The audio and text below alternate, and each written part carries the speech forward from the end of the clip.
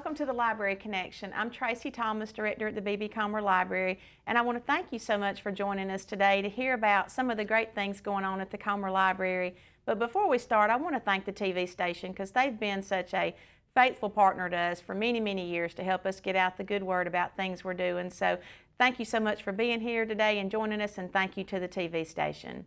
Today I want to welcome Dr. Shirley Spears, and of course she's a very familiar face, and Dr. Spears and I always like to do the brown bag segment together because I feel like it's your baby, and I've loved it for many, many years, and I feel like, it's just always nice to have you come back on and let's talk about something that's near to your heart and dear to mine. Well, I appreciate it, Tracey, because I do still love the brown bag, still work with it some and stay in touch with the people, so it's just a pleasure to talk about something that's so wonderful for many, many years. Well, thank you. I was thinking about it this morning, and I thought, I remember when we first started Brown Bag, we tried different formats and we tried different things to see what worked. And I remember we tried a night series that was 3 or 4 nights that week. Saturday after school. We tried a lot of different things before we found what works for our community, right, what satisfies our community. And so I want to thank you today for planning such a good program. We have another one that starts on February the 5th, and it's called These Are Our Stories. And I want to mention that it's sponsored by the First Bank of Alabama, and we just appreciate Chad Jones and Randy Fields so much for believing in what we do. And I remember the first one that Chad Jones actually came to was a Billy Singleton program. And that's who's kicking us off this time, is Billy Singleton. And he's just wonderful, he really is, and we do appreciate the bank, and it enables us to give these people a little honorarium for coming in and driving so far and taking a day out of their lives, because in the middle of the day, they take a day out of their life for the Sylacauga people, so we do appreciate it. And I don't know, Billy Singleton's just having met him that time, I thought, this guy's in the class all his own. He was just so nice and so approachable and interested in what he was doing, and I just really thought if I ever had the opportunity, I wanted him to come back. Then I found out later that he had actually written a book on the Wright brothers' experience in Montgomery, and that he really was still on the board down there, works with the museum there, and very interested in that historical occurrence there, and then the aftermath of it that led to many good things for Montgomery. So I'm glad to have Billy come back. He graduated at Faulkner University, and he then went on and got another degree. And he does a lot of things still. He's a retired airline pilot. He still does some commercial flying with industries or whatever. He does work with the Aviation Hall of Fame, the Wright Brothers Field Project, the Southern Museum of Flight, which is a fabulous, fabulous organization over close to Birmingham. He is going to talk to us about those guys deciding to come to Montgomery because the climate was good down here and they had some space and a lot of different reasons, so they were going to come in and work on the airplane. So the name of his program this is not a name that we chose, but it's one that was set by them. It's A Strange New Bird. The airplane comes to Alabama. So I think everybody will really, really enjoy hearing Billy talk about the Wright brothers and the experience they had here, and us being in on part of the history of something that changed the world. I think so too. It's just such a great story, so we'll be glad to have him, and looking forward to seeing him personally again. We had such a nice visit with him. He was a really good speaker, and I remember the program that he did for us. He did something about women in aviation. I can't remember exactly which program it was. 2 women that flew very early and across the Atlantic or something, and you can tell that we keep the details on these stories, but we just had so many wonderful stories, and that was the story about 2 great pioneers, women pioneers in aviation. One of the things I thought was interesting was that day that he was there with us, there was somebody in the audience that was actually a relative of one of the women that he talked about in that story, and she was in aviation as well. And I just thought that was such a neat connection that she came out to meet him. I thought it was too, and it's interesting how many times that happens to us. And sometimes you sort of draw up on the thing that somebody's sitting out there that really knows a whole lot about the subject. But we've had that happen before, where there'd be somebody there very close kin or knew a lot about the story that's being told. We don't even know they're there, and the presenter doesn't know they're there. So I think it's one of those things that highlights the fact that if you've got a story that you think is unique, that you should tell it.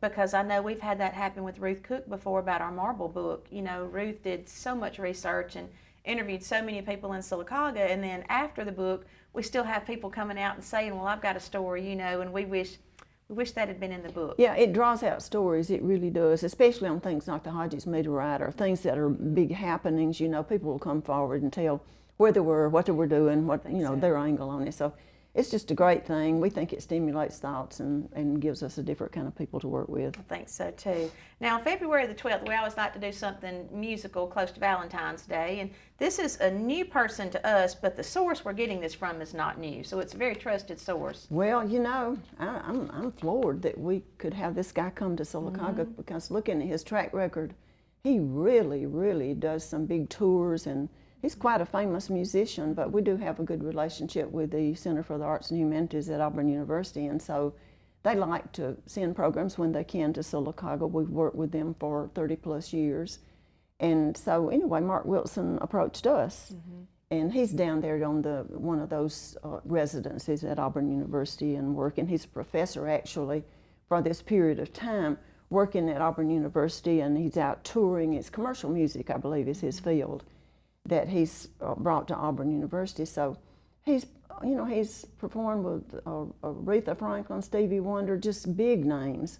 But anyway, he seems like to us, from what we know about him, that he'll be a nice guy to work with, and he's going to bring some beautiful, beautiful music. He's really good with the saxophone, and so anyway, we're looking forward to seeing Cara Lee. We never did. We tried to arrange a visit with him to come on up and see the library and meet us, but we never did pull it off on my and your end, really. So anyway, we think he's going to be just wonderful. He's got albums and he teaches in exotic places. He's just a wonderful sounding guy.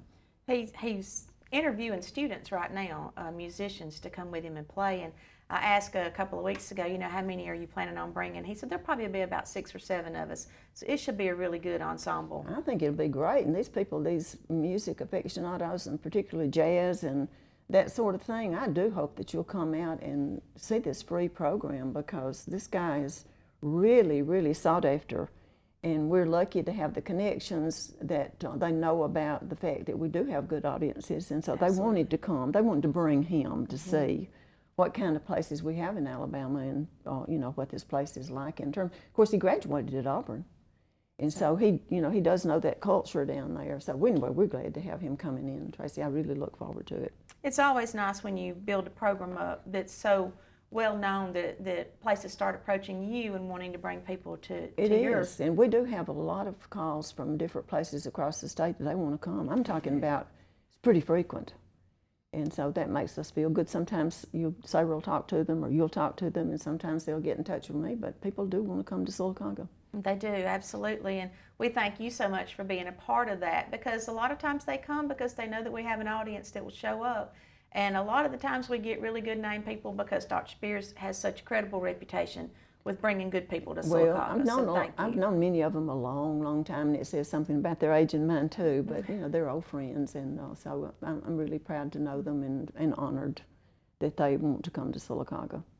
We've got a few more programs that we want to share with you with our brown bag lineup. We're going to take a quick break, and we hope you'll stay with us.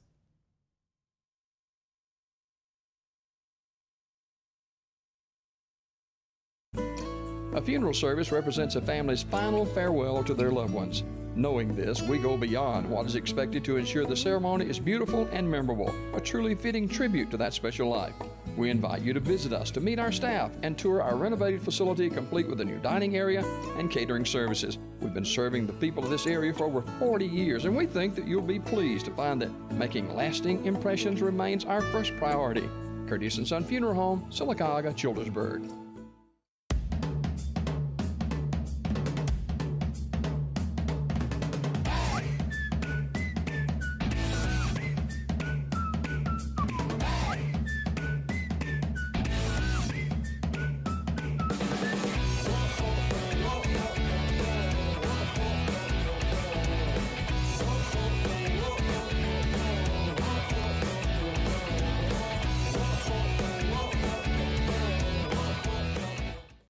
Coosa Valley Medical Center, one of the top 10 hospitals in Alabama, is also Sylacauga's largest employer.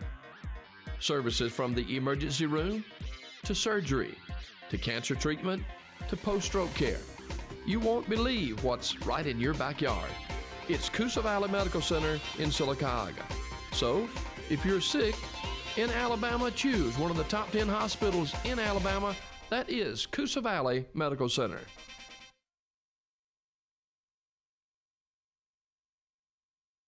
Welcome back to the Library Connection. I'm Tracey Thomas, and today we're talking with Dr. Shirley Spears, and we're talking about our upcoming Brown Bag series. And Dr. Spears, you've put together such a great lineup, and we've talked about 2 of the programs that we're going to have, and we've got 3 more we want to talk about.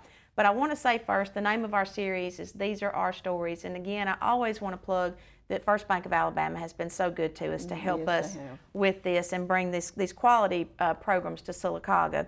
And the next person that we have on February the 19th is Catherine Braun, and she is a good friend to the Comer Library. She is. Catherine's been coming for many, many years, and she's a retired professor of history from Auburn University, and she retired fairly young because it's hard for me to believe that she's retired, but she is. But she's continuing to work with her research, and her specialty is, she is the professor of Southern History or Emerita at Auburn University, and she has a PhD from Florida State, and she's done a lot of research on 19th century Creeks, Seminole history. That's kind of her specialty, along with William Bartram and the beauty and the natural aspect of Alabama. She's big on rivers and, you know, the growth and that kind of thing, the trees and all that. So she's a wonderful person who continues to be very, very active, and she's just done some research that brought new light to the Battle of Horseshoe Bend.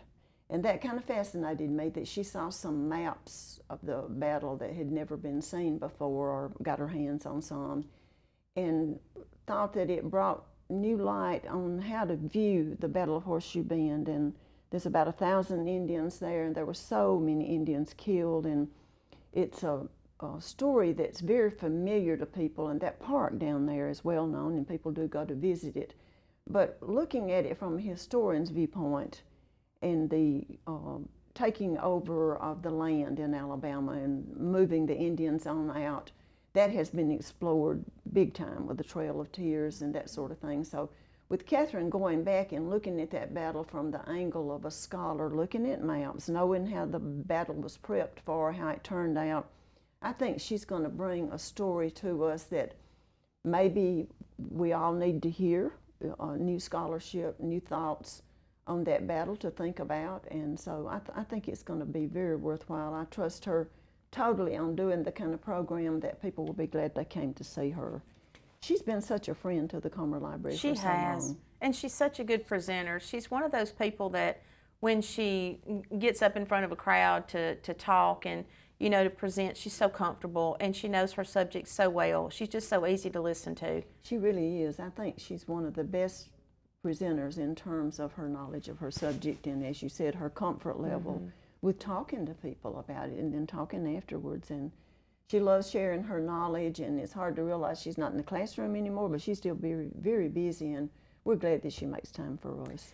Well, you know, Dr. Spears, I think a lot of times one of the things you just pointed out is she discovered some new maps and things that she was looking at with fresh eyes, and I think it points out the importance too. We mentioned the first segment about sharing stories if you have some unique stories, but I think people sometimes think history is history and it doesn't change, but sometimes it does change when there's new material that comes out. Big time. There are things in people's attics. There are so many things that people don't realize.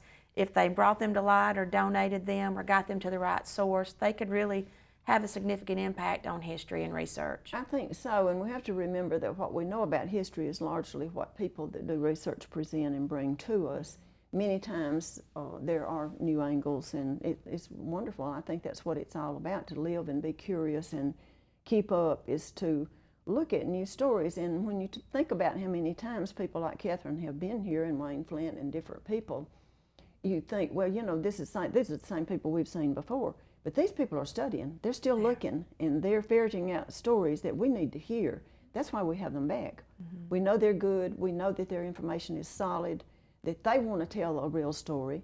And so it's really great to have those people like that will come back, bring new stories to us, But we don't have to take a chance on somebody coming in that, you know, maybe that we don't get exactly what we bargained for. You never have to worry about some of these people when they come, so they're tried and true. Well, the next one, Mike Bunn, on February the 26th is another one. We've had Mike before, and he does a great program, and he does a lot of research as well. Isn't he a wonderful presenter? He is. I don't know, you know, I don't know how anybody could be a better presenter than Mike Bunn. He's the director of Blakely State Park down in Spanish Fort, and he's an author. He's very prolific. He, you know, I have him back because he writes a new book, explores a new subject. He came last year and did something on Fort Stoddart down close to Mobile for us, and it was an interesting, puzzling story. Now he has looked at antebellum Mobile, and he's looking at a place that when it started thriving, how it was developed, and telling about who wouldn't want to know about Mobile. You know, Ted says that's another state, and it's hooked on to us, and it's a different kind of culture. And so Mike's down close to there, and he really has worked hard to try to ferret out the history of Mobile and to bring it to the people to know about. So I'm looking forward to him. He'll focus on he'll focus basically on what kind of economy they had, what kind of culture they developed that was so interesting, so influenced by the French, and a lot of things that we don't know about it. But a lot of people around here are interested in Mobile because they've got people there, or they grew up there, or whatever. So we're hoping they'll come out. He is a very well qualified. He went to Faulkner University and got a BS there. Went on to the University of Alabama, has a couple of master's degrees in the different subjects that he's interested in. And you won't go wrong to come and hear about life in antebellum Mobile. He'll tell the truth. He'll tell it like it was. It's not all pretty, but a lot of it is beautiful. So we're looking forward to seeing Mike, and we're so glad that he does drive a long way and come and do things for us. So we're grateful for him. We've got one more program that we want to share with you, but we're going to take a quick break. We hope you'll stay with us.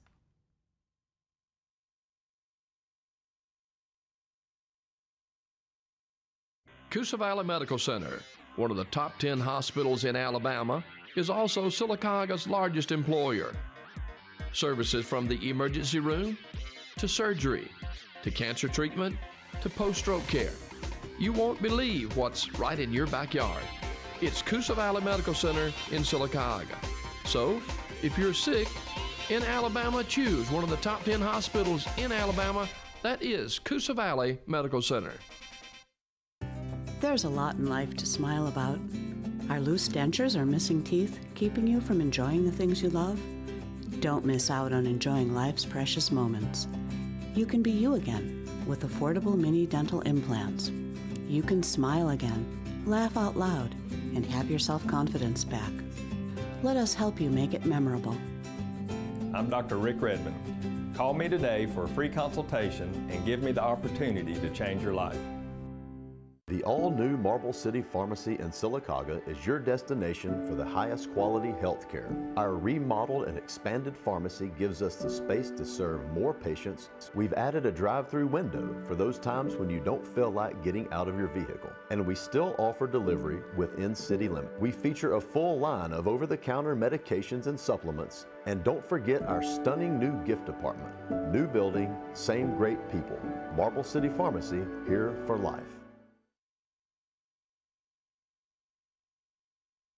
Welcome back to the Library Connection. I'm Tracey Thomas, and today we're talking with Dr. Shirley Spears about our Brown Bag series, and it starts on February the 5th, and we want to invite everybody to come out. We've got 5 fantastic programs, and Dr. Spears, we've got one more left that we want to talk about, and that is somebody that we always end up with, and that's Dolores Hydock.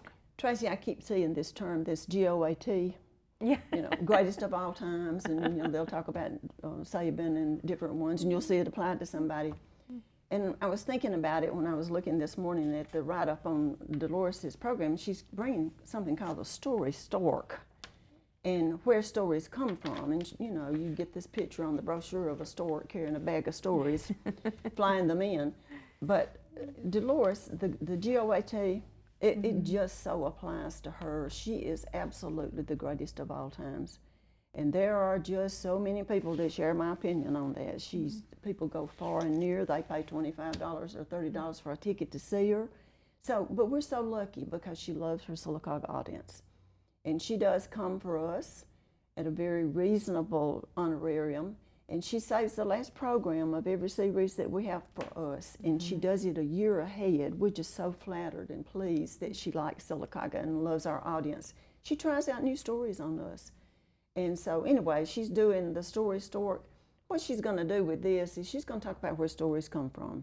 They do come from authors, they do come from scholars, they come from sources like that, but they also come from a lot of other places. They come from grandmothers and from people who are folklorists. And so not only will she be telling us about where stories do come from, I'm sure she'll be illustrating some of those stories and telling where they come from.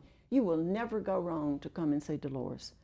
We have as many men come see Dolores as we do women. She's just so loved by everybody, and they look forward to seeing her. And I don't even know how many years she's been coming, but she's been coming for a long time for us, twice a year. She has. So count yourself lucky. Come on out and see her.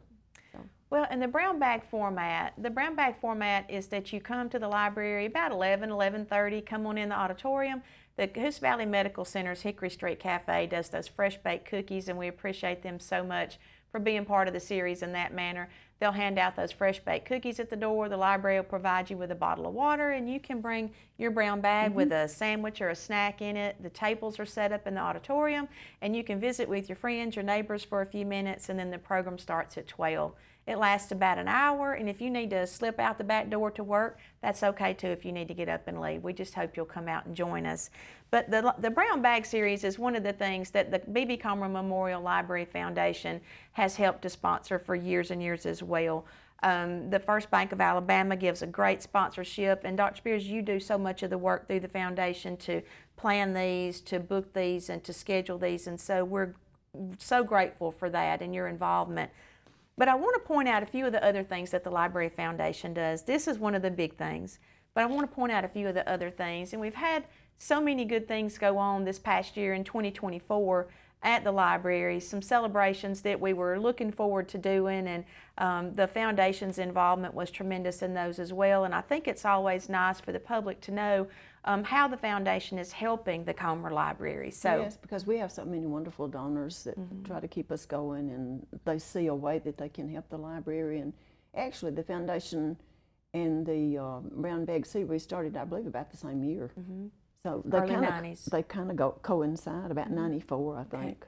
All right. Well, the foundation started about 91, and then not too long after we came in with this Brown Bag Series. So it has for a long time been a project. But so many good things come.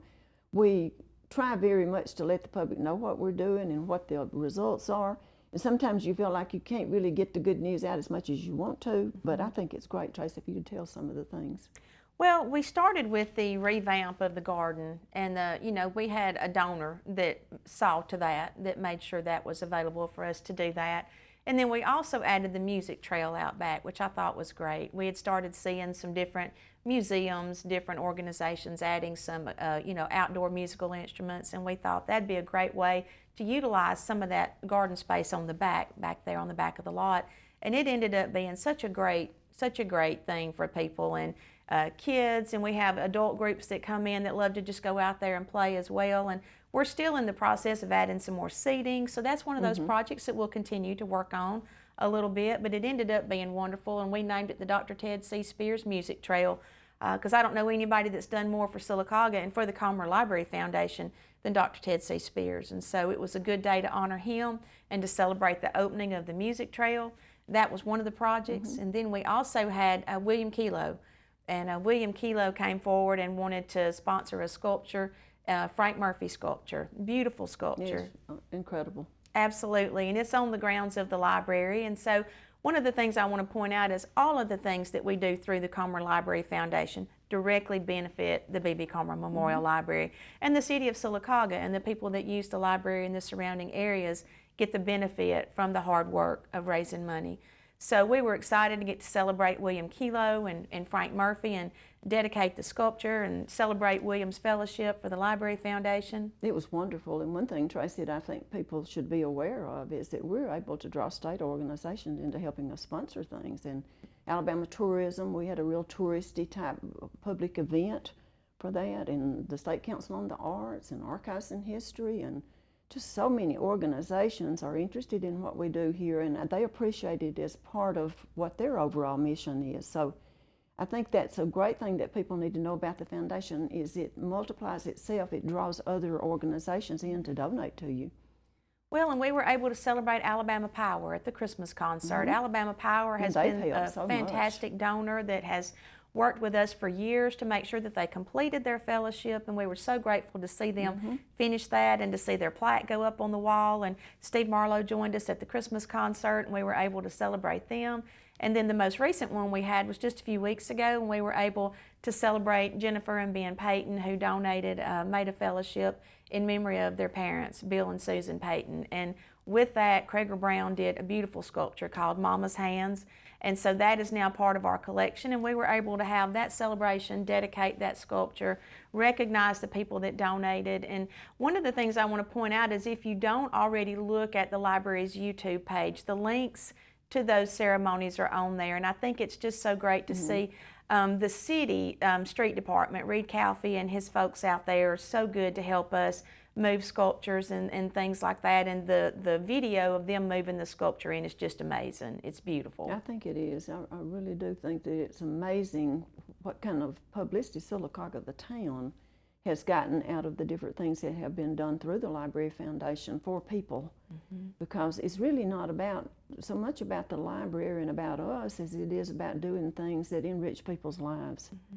And so it's just a great thing for us to be able to participate in that. And it's amazing at the tentacles these celebrations and honors have, because Avondale, they've been so good to us over the years, the Comer family, the Avondale prior, and then the Comer Foundation, they've been so good to us. So there we were able to bring them to the light again, what they meant to people, and Susan working there. And so anyway, Avondale history is really, really interesting. So we were able to bring attention to other things. So it's multifaceted. Well, and we have another great project going on right now through the Library Foundation. We've had some great help from Ben Robbins and from Philip Morris, and so that's a project that we'll be telling you about real soon. It's a renovation of our Storytime room, and it'll have a historical tie-in with the Marvel and the quarries in Sylacauga. But we want to thank you so much today for joining us, and Dr. Spears, thank you for joining us. My pleasure, thank you. And for all the hard work that you continue to do. We hope you'll join us for Brown Bag. That kicks off on February the 5th. Thank you again.